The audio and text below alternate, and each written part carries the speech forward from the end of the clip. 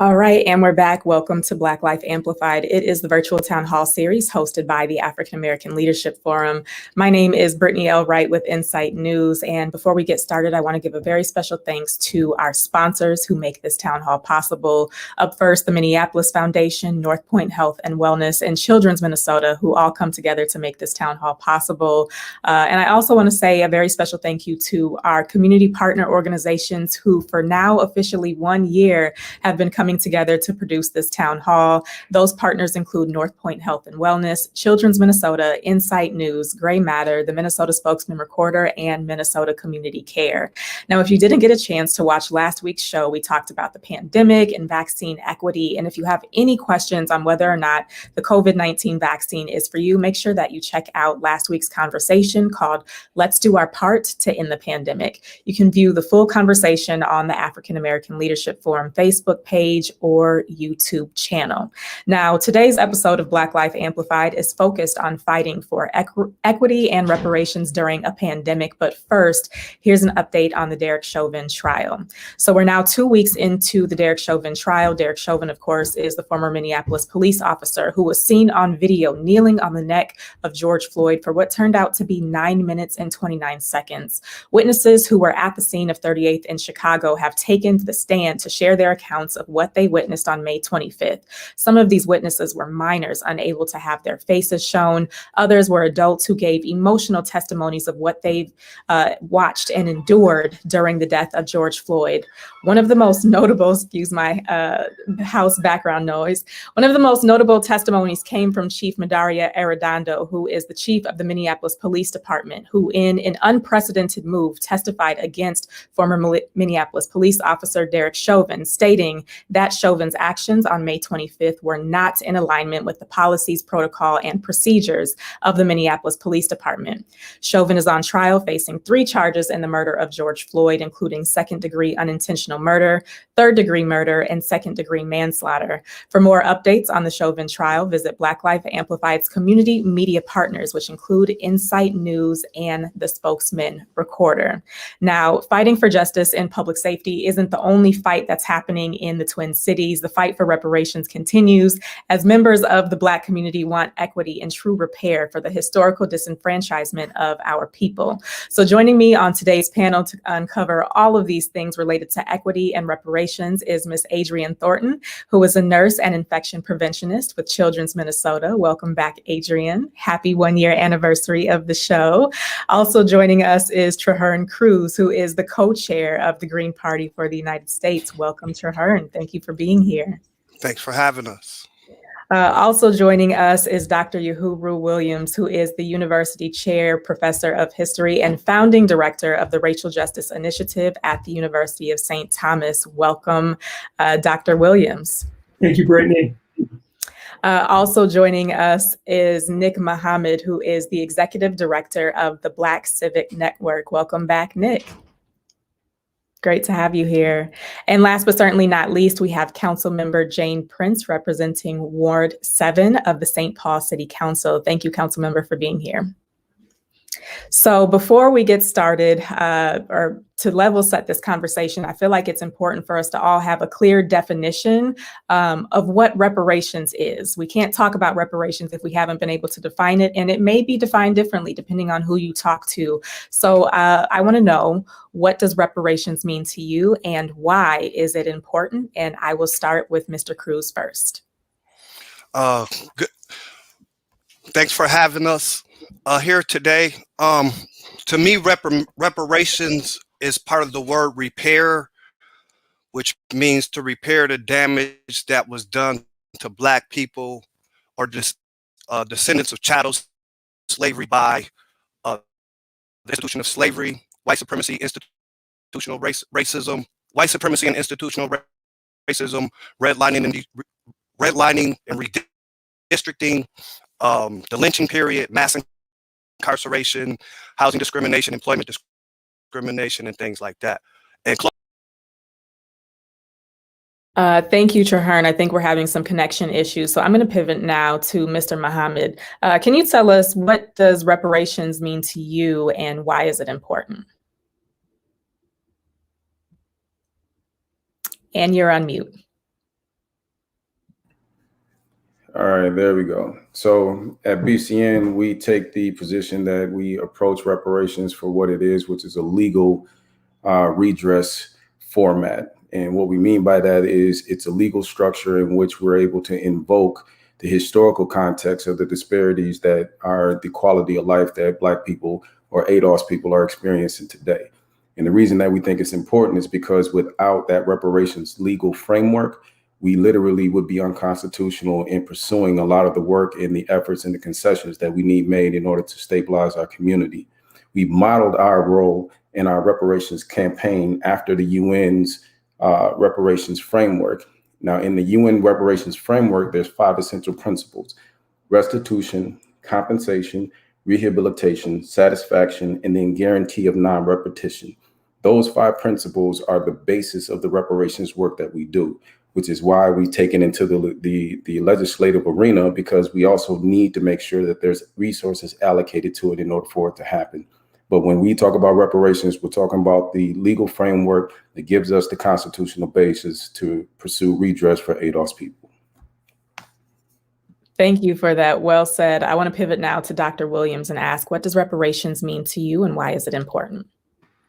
I actually agree very much with Mr. Muhammad. I think the legal framework is essential in conversations about reparations because, as he pointed out, if there's no resources allocated to repair the damage, to deal with the historic injustice, or if you allow for that repair, but you allow for a continuation of the activity, the behavior to continue, then ultimately the reparations are to no end.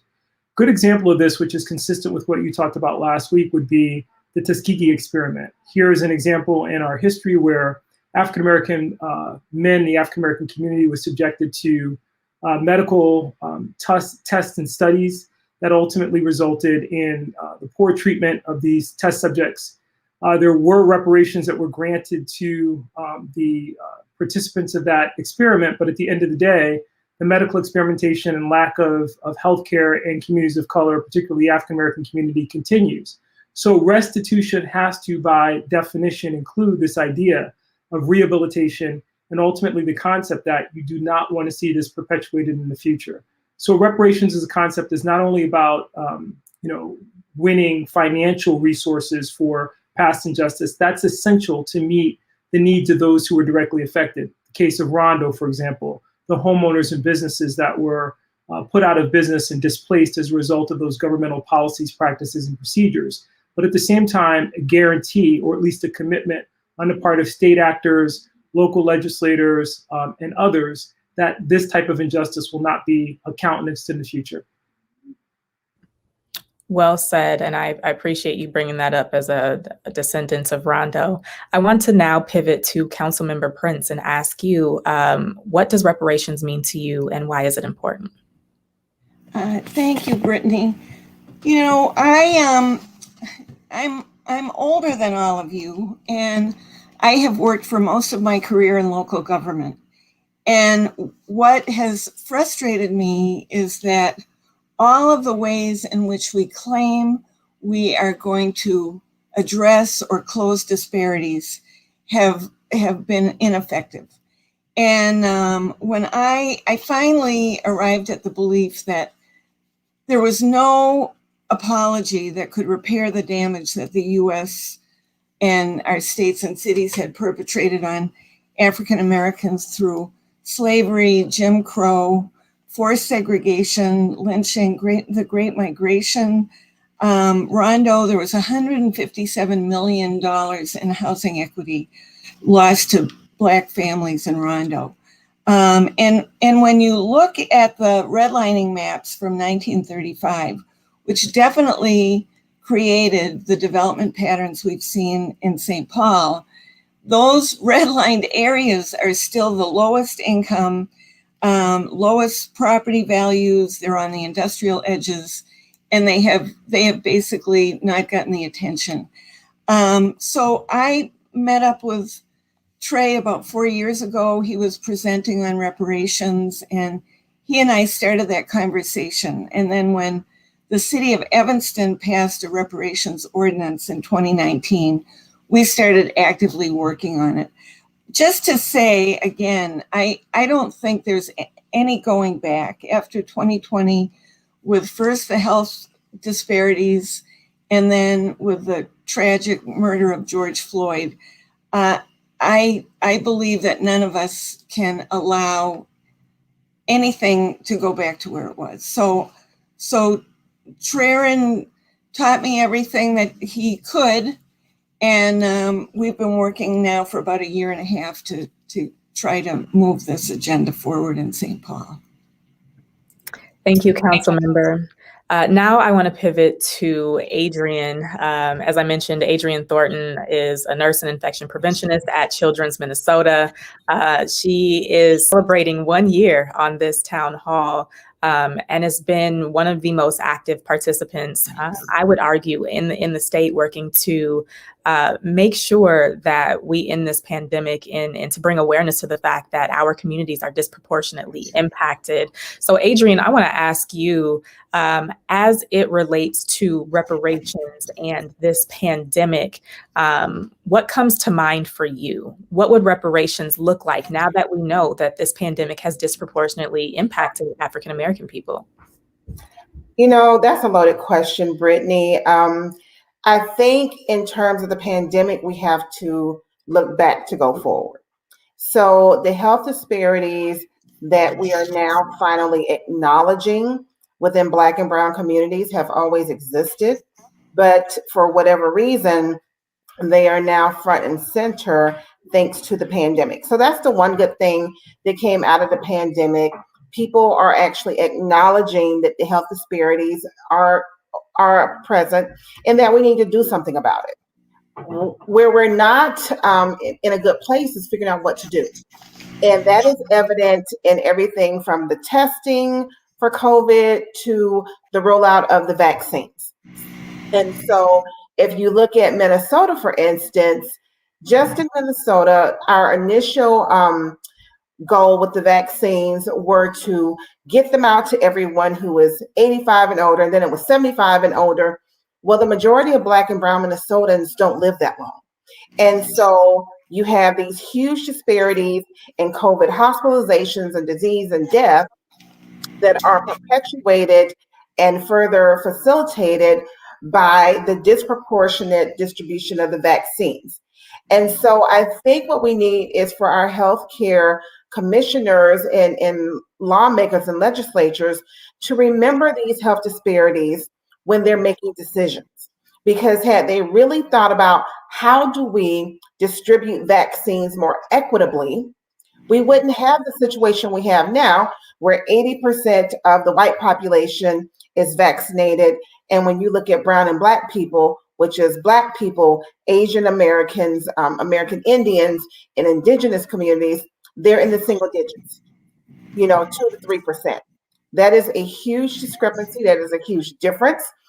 And this is something that could have been prevented had we continued to think of equity and bridging that health disparity gap in our planning.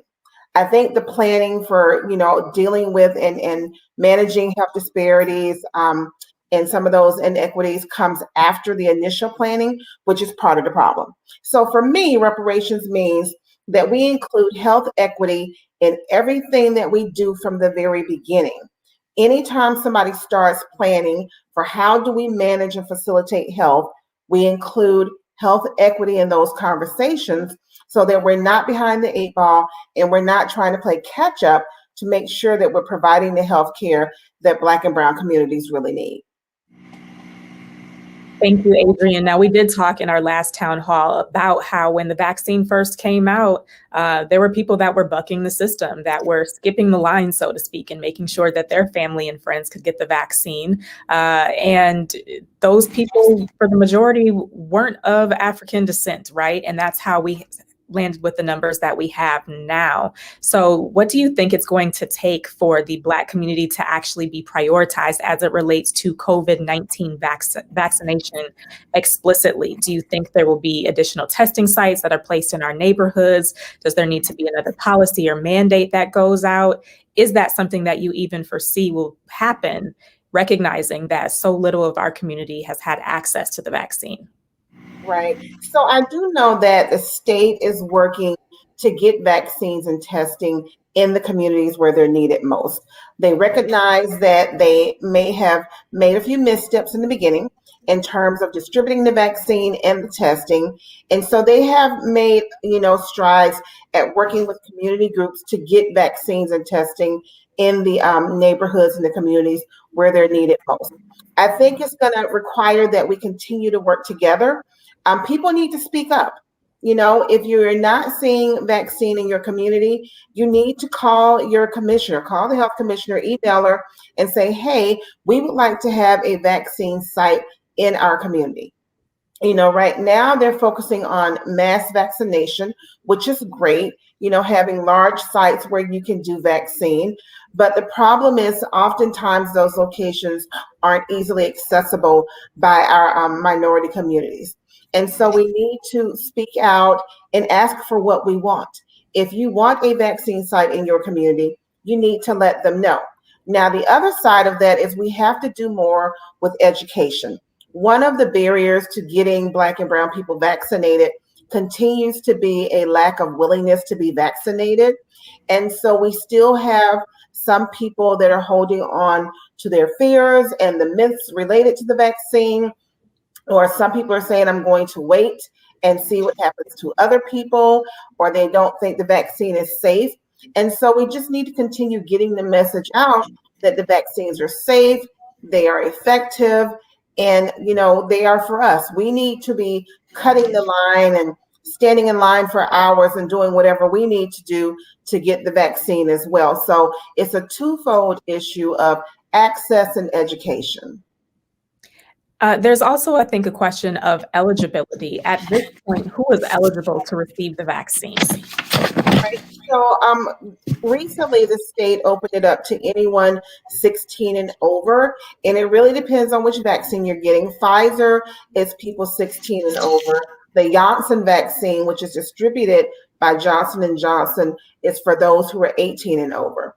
But if you're 16 and over, you should be able to get vaccinated. You do have to make an appointment. You may have to wait in line for a while. But, people wait in line for football games and basketball games, and they wait in line at the grocery store. And I don't think there's anything more important than waiting in line to save your life. Because what we know is that all of the vaccines are 100% effective at preventing death and severe illness. And so we need to really change our mindset and realize that the access is there if we want it, but we may have to make some concessions to get it. Thank you, Adrienne. And I want to encourage our viewing audience to visit the Minnesota Department of Health website if you have additional questions on the COVID-19 vaccine. That website is now scrolling across in the ticker. And of course, you can always call the North Point Health and Wellness COVID-19 Healthline hotline if you have questions about getting tested or getting the vaccine. That number is 612-348-9000. Now, I want to pivot to Councilmember Prince. We're talking now about reparations as a public health priority. And according to an article in New England Health, there has never been a year in the history of the United States in which Black people have not been sicker and died younger than white people in this country, pointing again to structural racism, inequality, etc. So I want to ask you, what are the structural changes that you believe need to be made in order to improve and enhance the quality of life for African Americans in this country? Thank you, Brittany. Regarding the article that was in the New England Journal of Medicine in November, it's not that I read it all the time, but I got Peter Ratcliffe from the Freedom Library sent it to Traren and me, and it makes clear that the health disparities are the worst they've ever been for African American people, and that everything that creates the health disparity is founded in educational disparities, work, jobs, economic prosperity, the building of generational wealth, home ownership. I mean, it's across the board. At the local level, and Traren and I have said very clearly to anybody who asks when they say, well, how is the city going to make reparations payments? I don't have a clue how we would do that, but nothing is off the table for this process that we're going through. You know, I recently noticed that our model was Evanston, Illinois.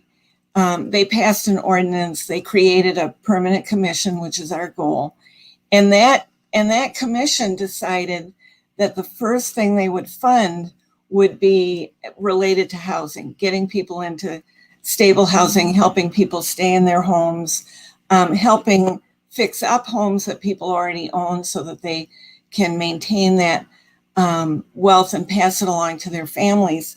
And I know from that experience that there was a split vote on the council, their city council, about that plan, because one of the council members, and I should know her name, but an African-American council member said, so we're going to give our African-American community money to stabilize housing, and who gets the biggest benefit from that but the banks and the financial system and so on and so forth. I don't know if there's going to be any perfect response. Once our work group is seated and starts working on developing the ordinance and the permanent commission, those are going to be things that they will be recommending. They will be making recommendations to the city council and the mayor on how they believe reparations needs to work in St. Paul. But I am very sensitive to the fact that this initiative on the part of our city council is only going to be as good as our making good on it.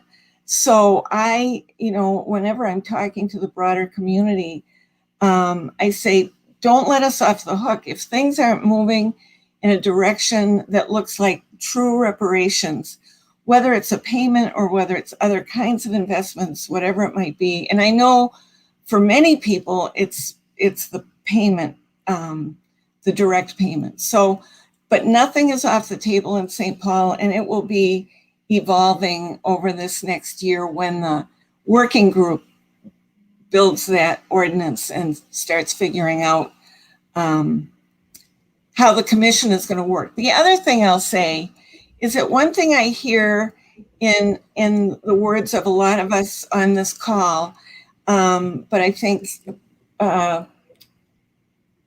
is that, shoot, I lost my train of thought. No worries. We can. Okay. I'll come back to it because I had a good idea. Now I can't remember it. No worries. We're going to pivot to Mr. Cruz, and we'll make sure that we come back to you, council member. Mr. Cruz, are you there? Yes. Yes. There we are. Excellent. Excellent. And please tell me how I pronounce your first name. Is it Trehren or Treherne? Wow. Thank you. Treherne on the first try. Trehren. All right. All right. So thank you again for being here. Can you tell us about what's happening on a national level as we begin this conversation about reparations?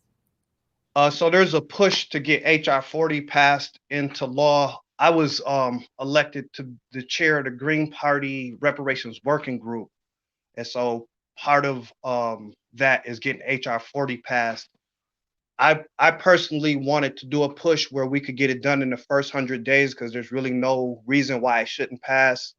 The Democrats have the White House, they have the Senate, and they have the House, so it's a no-brainer. But before like when Obama was in office, I don't think we put enough pressure on him to demand the things that we need, and I think we where we're at right now, we need to be putting more pressure on Joe Biden to pass HR 40 into law. There's also some executive orders that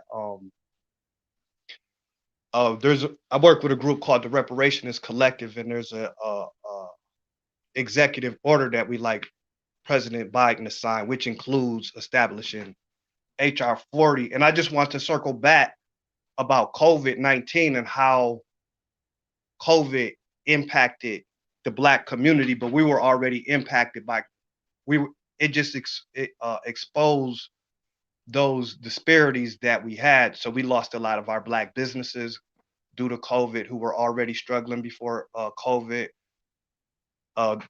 They're saying we were more susceptible to COVID because the underlying conditions that have to do with not generational trauma. So I was just looking at something.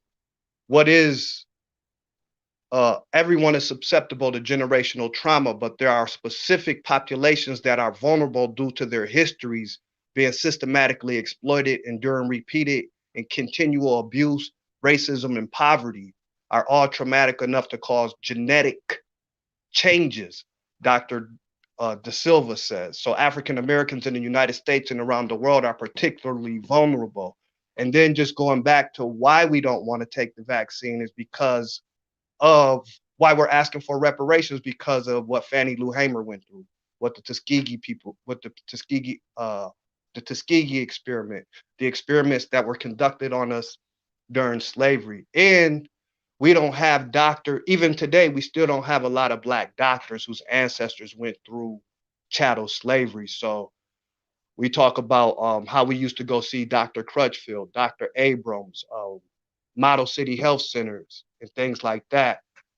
Part of reparations and part of HR 40 will be calling for us to beef up places like North Point Health and Wellness Center so they are able to address generational trauma and cycle trauma and have it done holistically with Black doctors who are able to address post-traumatic slavery syndrome and things like that. So those are things that I think the St. Paul by us passing the St. Paul Recovery Act, I think it helps put pressure on the federal government to start address not just the St. Paul Recovery Act, but all the other initiatives that are happening across the country. It kind of puts pressure on the federal government to hurry up and do something. Absolutely. This conversation has been happening for a long time, the conversation of reparations. We've all heard the phrase 40 acres and a mule. It came from Reverend Garrison Frazier, a Black pastor who declared that he wanted his people to be free from white men, to be educated, and to own land. And then from that, a Union General, William T. Sherman, signed Special Order 15, which declared that each family of free slaves would receive no more than 40 acres of tillable land. Now, some of these families also received leftover army mules, which is where the concept of 40 acres and a mule came from. Now, I want to go to Dr. Williams because I hear that there's a resolution, but I'm also looking back at history, and I think many people have a healthy caution about reparations even coming into fruition, because though this Special Order 15 was signed, it ended up being reversed. So talk to us about what happened, why we never received our 40 acres and a mule, and how that impacts us today. Oh, you're on mute, Dr. Williams. It's a great question. It's a long history. I won't be able to do it justice in this short period of time, but I will say with regard to Sherman's order, that very much like the Emancipation Proclamation, it's an order that's issued in the midst of the Civil War. So it doesn't bear, at that point, the full weight of the federal government having come from Congress. And that was true of other earlier attempts at dealing with the issue of compensated emancipation. From the standpoint, I'm sure Mr. Muhammad can speak to this as well, of where African Americans now make this claim for legal standing, is the argument that many slaveholders received compensation for their slaves during the war in order to accommodate the Union's desire to end slavery as the war progressed. With regard to Sherman's order and the 40 acres and a mule, once the war ended, there was nothing that obligated the states nor the federal government to continue to push for that. But there was always the argument from the African American community that how are you going to free people? Eric Foner talks about this in his book, Nothing But Freedom, claim that they're free and ultimately have no basis upon which they can order themselves in a way that creates some degree of security. African Americans literally entered this new birth of freedom with no land, having to work under the same laboring conditions that led to all types of abuses, which Tross spoke to in his commentary with regard to the long wound that produced the narrative that we're in today. So sharecropping, the crop lien system, and other forms of economic chicanery, which became dominant in the aftermath of the Civil War, were the answer to African Americans seeking to create wealth and opportunity and stability in their community. In spite of that, there are numerous examples in our history of prosperous African American communities. Wilmington, North Carolina at the turn of the century, where we had the only recognized coup d'etat in American history, where white supremacist red shirts came in and literally overthrew a duly elected city government. We don't talk about that. Certainly the Tulsa race riot of 1921 is another good example. A prosperous African-American community. Didn't always involve violence. We can talk about Rondo. So this idea of reparations has a long history. It's often been articulated by leaders who make the case that the United States government has a responsibility to compensate African Americans, not solely for the institution of slavery. This isn't charitable. This isn't repairing the damage for a moral wrong. This is repairing the damage of a financial benefit that corporations, that individuals derived from the ownership of human beings that created immeasurable wealth in this country for a large segment of people that really laid the foundation for America as a global empire, which you can point to and talk about in ways that you could creatively think about compensating those individuals. Last point I want to make about this, and it is great that we're able to talk about this with regard to health disparities, is that the reality is, and Harriet Washington talks about this in her book, Medical Apartheid. Trost spoke to it just a moment ago with regard to connecting it to reparations. The reality is that a lot of the genetic and a lot of the current very specific medical conditions that we associate with communities of color, particularly the African-American community, owe in part to the historical conditions under which slaves were forced to live. And so we have to connect that in our contemporary moment. When, for example, we talk about life expectancy for African Americans and the fact that the vaccine was rolled out for people who are much older, people can claim that that was done by design to meet the needs of the population that was suffering the most. But as your guest pointed out, the reality is that that doesn't speak to the unique circumstances of this community, which bears the burden of this history, which really informs our contemporary moment in terms of our economics, our politics, and our culture.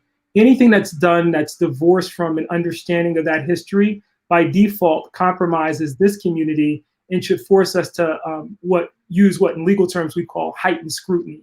And so the conversation around reparations is not just about restoration in a sense that you could talk about this from a legal standpoint, to restore what homeowners in Rondo had in 1950 before I-35 went through, but more importantly, to talk about repairing the damage that's done with a history, generational, multi-generational trauma to communities of color, particularly the African-American community, which have produced a myriad of issues which can't be resolved in a kind of piecemeal approach without any real economic substance to back them up.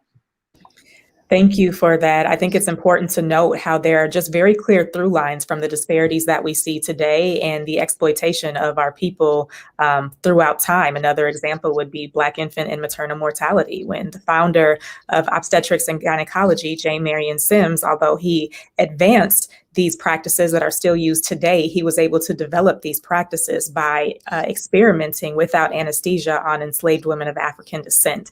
And thus we see Black women are 3 to 5 times more likely to die because historically they have been exploited throughout this system. And so I think it's important that we look at holistically what reparations means and really begin to allow our community to draw the through lines to the things that we're experiencing today and how they are directly related to the treatment that the people who came before us experienced as well.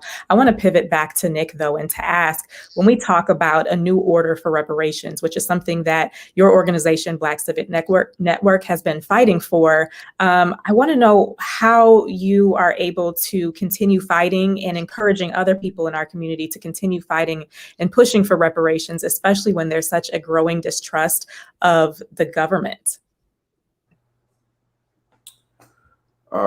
The reality is we found that the more we actually encourage our community to study its own history and their past, the more aware they become of the criminal neglect that has been the kicking of the reparations conversation down the road, politically, socially, economically, you name it. At the end of the day, for us, what we found is that most of us don't know our history. We don't know what happened to us. We don't know the why of the conditions that we persevere through and live through every day. So for us, that's always where we start. We don't move into, jumping into the legal framework right away. We love to ground in the why and how did we get here.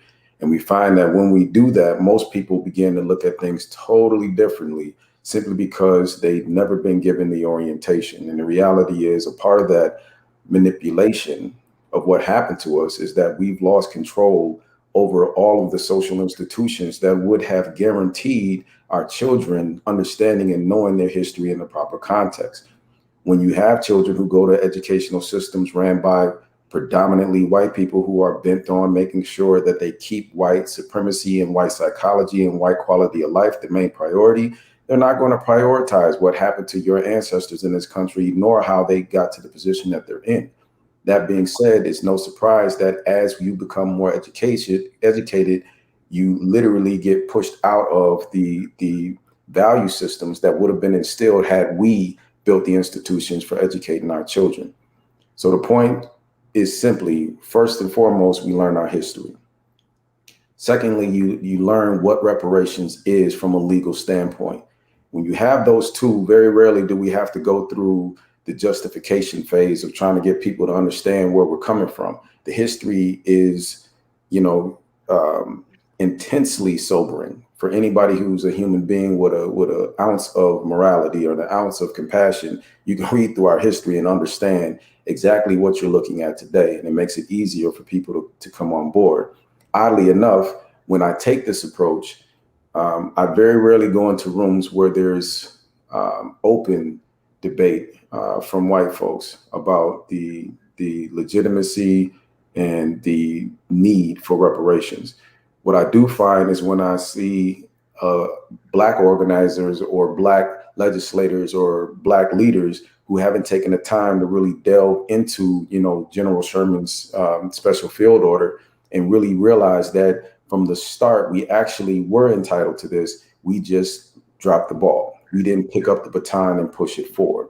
So for us, we ground ourselves in the history, we ground ourselves in a legal context, and then we study the reports of people who've come before us. We're not the first people to try to wrestle with reparations. It's just that as we move politically and socially and economically, it becomes more advantageous for a lot of leaders to leave reparations alone if they want personal advancement. We're foregoing that psychology, and we're at a point now where it's catching up to us. We can't continue to kick the can down the road. We've rooted ourselves in the realities of what it means if we do not actually address reparations for the ADOS community. And I'll close by saying one of the things that we studied first was a report called The Road to Zero Wealth. And it was conducted by Prosperity Now and the Institute for Policy Study. Based on their study, they found that the ADOS community was 228 years economically, politically, and socially behind their white counterparts in this country. And that's if the white counterparts stopped moving today and stood still for 228 years. That's a very sobering reality, which means that if we don't address it now, we're not in a position where this is kind of optional. This is literally a debate between a quality of life and an existence in the future or being economically, politically, and socially annihilated. That's just the reality. 228-year gap and an increase in poverty. We are on a road to zero wealth, zero median household income by 2035. And we're already at $8 in some parts of the country. This is a very sobering reality that leads our work. So for us, I'm a father and I'm an aspiring husband. For me, it is critical that I set the stage for future generations of my offspring in the community and literally give them the best outcome going forward. If we don't address this now, we're dooming our children to have to lift an incredibly hard and growingly, increasingly difficult burden. Very well said. And I want to ask you, you mentioned ADOS people. I realize that when it comes to defining reparations and who should be a recipient of reparations, the term ADOS, African descendants of slaves, is used versus African Americans. This language is very specific and nuanced, and I'm wondering if you could give us a brief explanation on why that is. Yeah, the reason that ADOS is important is because lineage is important. And all ADOS is a political designation that literally states that the people in question, when we're talking about paying reparations, are the people who were the descendants of the people who built this country. Full point blank. It doesn't mean we're not Black or anti-Black. It doesn't mean we're not pro-Pan-African or anti-Pan-African. It's the same as if I was to go to Jamaica right now. As a African American down there, I would be considered American. And if I jumped into the middle of Jamaican politics with the Queen, I don't have a history there. I don't know it. I'm Black. I'm a descendant of Africa, but I don't understand the plight of the average Jamaican person. And out of respect, I would never go into their country and try to push myself to the front of their cultural fights and social and political fights with Great Britain and expect, just because I'm Black, to take priority over the people that have been fighting there their whole lives as a newcomer. And I have the option to leave if it gets too hot for me. So the purpose of ADOS, again, as a political designation, is a way in the middle of the Black diaspora to lift up the people who literally were here in this particular country, going through this particular country's mode of oppression and exploitation, and making sure that they're prioritized in a way where they're actually receiving justice for centuries of injustice. If we don't do that, we run the risk of saying, okay, we can prop up a Black face that may not be culturally rooted and have the lineage, and they can literally stand up and argue against the need for reparations simply because they have Black skin. And that has been one of the tactics that they've used in some of the HR 40 hearings. And the reality is, although they may think that they're doing good, the reality is, for us, it's on us to stand up and represent for our interests and our lineage. It's our duty to carry on the fights that our ancestors left for us. It's not anybody else's fight, but it also means that we have to be more responsible in how we politically orientate, because reparation is a very specific thing. And one of the tactics that can easily be used is, if we don't define who is receiving reparations, they can easily say everybody under the sun that has a little drop of melanin in this country can be considered Black, and they come from all different types of backgrounds, and we haven't harmed everybody from all these different geographic areas. This way, we're prioritizing the group that they are specifically responsible for in this country. And it doesn't mean that they're not responsible internationally either. It just means that in this country, we need to prioritize lifting up those who have been hysterically held down first. And then we want to join in unison with some of our international partners. Another way of looking at this, the islands in the Caribbean have a thing called CARICOM. They're going after England right now as we speak. They're not waiting on American Blacks to come in and join the fight. If we come in and support them, they'll welcome it, but we're also not the priority of the Caribbean. And that's fine. I'm totally 100% for them holding the Queen and everybody else accountable. At the end of the day, we're in that same boat, and we're responsible for standing up and fighting for ourselves. And I'll close by saying, if we don't prioritize ourselves, we got to remember, people are only going to be as serious about reparations as we are about reparations. So we have to learn to teach people how to treat us, which means reparations has to become a priority to Black folks, ADOS folks in this country first, so that everybody understands how important it is. Thank you. Very well said. I want to pivot to Mr. Cruz and ask, as we continue to push for reparations, both locally and nationally, and historically, we've talked about our people being owed about 40 acres and a mule, but what would that calculation look like in today's time? What would be owed to our people? I know Reconnect Rondo is one organization who has been able to make an actual calculation of what the disenfranchisement cost those who were displaced when I-94 was put through the Rondo community. Have those calculations been made on a federal level or even a local level as it relates to the disenfranchisement of ADOS people? I know at the there's one that starts at $16 trillion, and then there's another one that's substantially higher than that. That actually all the mayors across the country signed on to the higher dollar amount that I think is like $150 trillion. So those are the type of numbers that we're talking about at the federal level. And then I also want to say, what keeps with me and the people I talk to is like us coming to the realization, not just how we got here, but where we're actually at.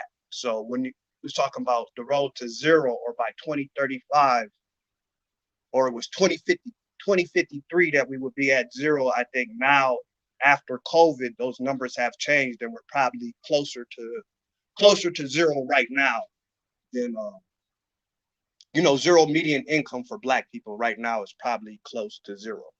So we're in a serious economic crisis. So when I think that's what's getting a lot of people excited too, is like really being honest about our economic condition and realizing that it's not just our fault, that we're not dumb, we're not lazy, but that white supremacy and institutional racism is taking a toll on us. So when you start teaching people about racial covenants and how talking about generational wealth and how like your dad or your uncle or your grandpa couldn't buy a house on Lincoln or buy a house on Lake Calhoun. He was forced to buy a house in certain areas where the equity didn't grow as much. So now you're being priced out the community today. So those are some of the conversations that we've been having that are letting people really realize why reparations is so important, because it's impacting us right now. But yeah, 16 trillion to 150 trillion are some of the starting points at the federal level when we talk about reparations. And also, like, so I know that when we talk, the reason why I think HR 40 came to legislation in the first place, because people have tried to sue in the courts before. People tried to sue and it was thrown out in the Ninth Circuit. The Ninth Circuit, I believe that was thrown out in the Ninth Circuit Court of Appeals, and that's when they started saying that it needed to be done through legislation. So even with what happened in London, was a brother over there with BLM, his name's Alan, he's also a Green too. They start putting pressure, they started taking down the statues, the rallies was going, and that's what brought Lloyd's of London to the table to start talking about reparations for the descendants of slavery in the UK. We sued, well, not the descendants of slavery here sued Lloyd's of London before, but that was thrown out. So again, it's not just saying we got to care about ourselves, but we have to also make sure, like Joe Biden, we said we delivered, now it's time to collect. So without Black people in Detroit, without Black people in Philadelphia, without Black people in Georgia, the Democrats wouldn't be in control right now.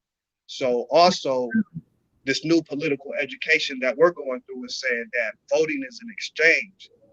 So if I support you, then I should get something in return. And right now, we're looking at the executive orders that are coming out the White House. They're not really addressing Black people.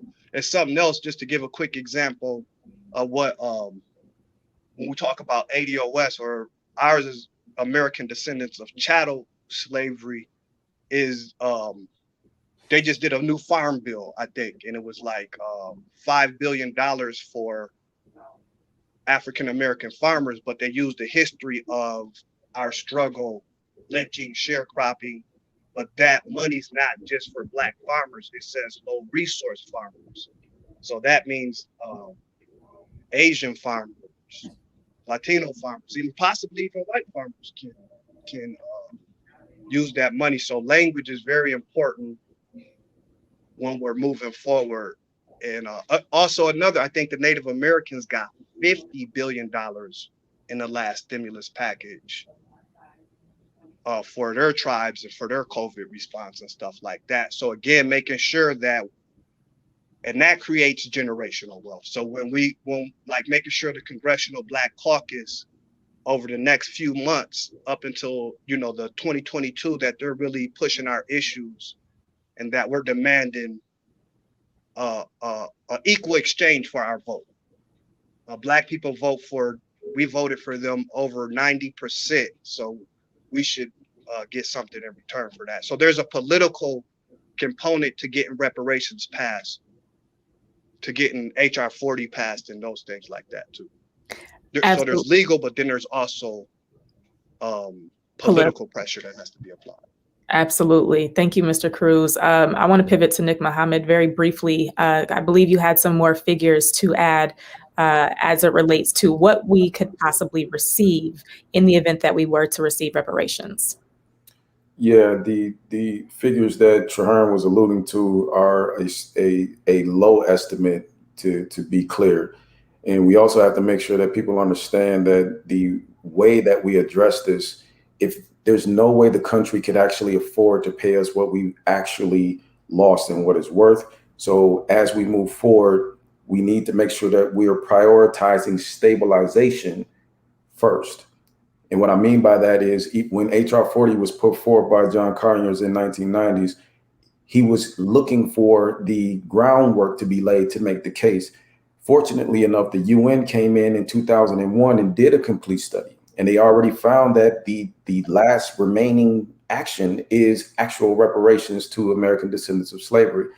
What we're striving to get out of the habit of is allowing them to kick the can down the road by analysis through paralysis.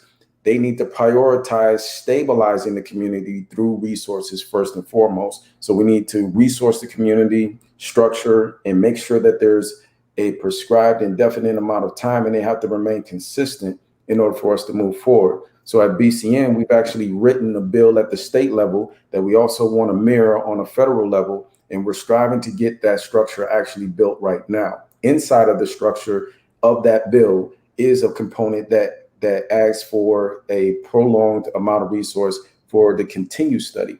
But in the meantime, they need to actually resource the immediate stabilization of the community. And there's several different factors that they have complete control over right now that could stabilize the community and put us in a position where we're not continuing to hemorrhage resource, time, and quality of life. So I want to make sure that we're clear as we talk about reparations. There's certain things that have been used to keep our wheels spinning. It's time for them to put their resource in where the justice should have been. And that's just the reality. We need to make sure that there's dollars and cents that are going out to stabilize the community. And we need to look at what just happened with COVID. The second the quality of white life was under threat, they found trillions of dollars to get out to those people in record time. When slavery ended, slave owners were paid before reparations to the actual slaves. And that was, over 100+ years ago at this point. So we can't keep falling for the prolonging of justice economically and resource-wise. We need to put into place a bill that actually calls for actual resource with a component for continued study. And I'll leave it there. Thank you. I want to pivot now to Dr. Williams. If for those of you who have been watching, if you haven't been compelled by now to spring forward into action and to continue this fight for reparations, I just want to encourage you to stick around. We have about 7 more minutes of this conversation, and there are actually some opportunities that are opening up within the city of St. Paul for you to begin to tap in and to be a part of making the change that needs to happen so that the fight for reparations can finally be manifested. Dr. Williams, you're co-chairing the steering committee for the Legislative Advisory on Reparations with the City of St. Paul, along with Mr. Cruz. Applications are now being accepted for community members to be a part of this committee. Tell us more about the committee and what you're hoping to accomplish. I would say, and I'll let Traherne speak to what we're looking for ideally in committee members, but ultimately, I think Nick did a great job of outlining what we're looking for in terms of people recognizing the importance of history to this, having a deep passion for the work, being willing to roll up their sleeves and recognize that this is a long fight and one that's going to require us to really dig in and have the political will to push for those things that ultimately will make this possible. Reverend Dr. Martin Luther King in his final book, Where Do We Go From Here? Chaos or Community, memorably wrote, "What good is it to have the right to eat in a restaurant if you can't afford anything on the menu? Civil rights without economic justice are dead rights."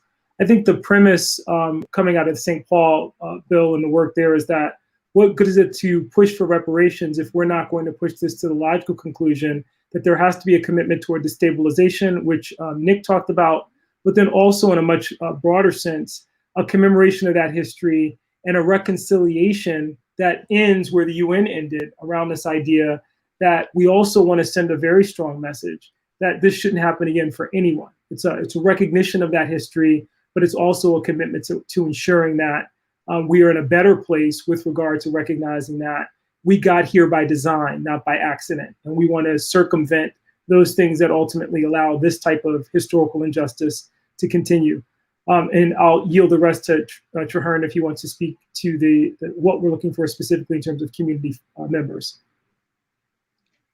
And just what I was saying earlier is We also, the Reparations Collective has an executive order that we would like we wanted President Biden to sign in the first 100 days, but that's coming to an end. So we'll try to get it done by Juneteenth. And also that includes HR 40, but it also $3,000 a month for COVID release. It deals with some criminal justice issues as far as like tickets, child support, a lot of different things. It deals with tax exempt status for Black people. It talks about the GI Bill. I don't have it right in front of me, but I can send it out to you guys. And it includes HR 40. So it gets the study going, but it also gives us relief right now. And that's also something that we could do at the state level here. For the Legislative Advisory Committee for the St. Paul Recovery Act, we're going to be looking for, we have our historian, but we might need more. And also we'll be bringing the Legislative Advisory Committee, once it's seated, will also be reaching out to other experts to come in and present to us and talk to us about their findings and their studies on reparations. So we'll be looking for economists, historians, doctors, someone from the faith community, just different people, activists, normal people, someone who's just impacted by the history, by the ADOCS history. And then youth, there's going to be a youth position also. But we've already secured about 3 youth workers, or positions for 3 youth workers through the city. So we're excited about that. The application is available on the City of St. Paul's website. And Jane can explain more about the website and stuff like that. But so it's really exciting. I think we want to have the commission seated by Juneteenth. So the applications are available right now on stpaul.gov, and I'll let Jane turn the rest about it.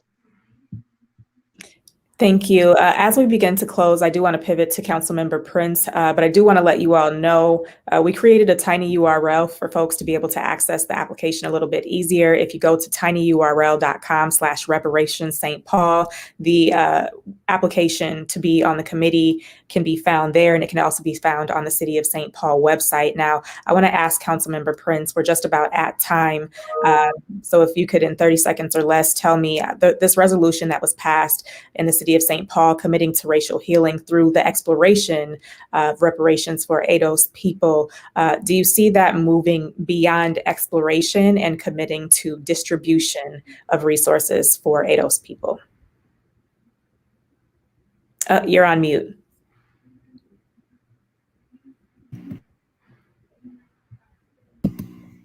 Absolutely, Brittany. The resolution says to explore, but we are creating a working group that is going to create an ordinance and a commission. And one of the idea that I lost before, and I think that is most significant to what we're doing, is that once that commission is formed, they will be advising the city on how the city spends money to lift up the African American community, because we've seen for far too long that people like me decide we know what's going to work best. And I think if there's anything that good that comes out of this, it is that we're creating a permanent reparations commission to move forward on some types of real reparations. Well, thank you, Councilmember Cruz. As we begin to wrap up this show, I want to pivot to Adrian. While the fight for reparations continues, what would you say is the most important thing that Black people can be doing for themselves while we're in this pandemic, fighting for our equity, health, wellness, et cetera? You know, the most important thing for us to do right now is to stay engaged. We have to stay engaged on a political realm, in a legal realm, and on a personal level. We have to stay educated. We can't wait on others to give us the information we need. And so it's very important that we continue to read and research and make sure we know what's going on in the legislature, so that when it's time to vote, that your vote counts. and your vote works towards getting us closer to reparations. So making sure that we stay engaged on all levels and in all directions is very important at this point. Well, Adrienne, thank you for your time and thank you for your brilliance in serving on this town hall over the past year. Thank you to all of the panelists who joined us on this conversation today. And we want to, of course, remind you that we are still in the middle of a pandemic. And while we're fighting for our rights, we have to make sure that we are well and that we're healthy. If you'd like more information on COVID-19 testing, vaccination, and additional services, you can visit the MnCare website. Minnesota Community Care is a partner of ours. It's mncare.org. Or call 651-602-7500. You've been watching Black Life Amplified, which is the virtual town hall series brought to you by the African American Leadership Forum, North Point Health and Wellness, Insight News, Gray Matter, the Minnesota Spokesman Recorder, and Minnesota Community Care. I want to say a very special thank you to everyone who has worked behind the scenes to make this town hall possible. This town hall came as a result of data coming out showing that the Black community was disproportionately being impacted in the midst of a pandemic. And 1 year later, we're still here providing information to our community on all things Black life and making sure that we keep our community informed and engaged. Thank you to everyone who's watched, who shared, who supported, who's commented, our previous guest, our previous host, and all of the team members who came together to make this initiative happen. We're going to continue doing these shows every 2 weeks. Our next show is happening Wednesday, April 21st, and we're going to be looking back, reflecting on the murder of George Floyd and how local leaders have been responding to his death to make a difference in the lives of Black Minnesotans. To our audience, thank you again for watching and making this town hall possible. Thank you for your questions. Please have a great afternoon, and we'll see you next time. Take care.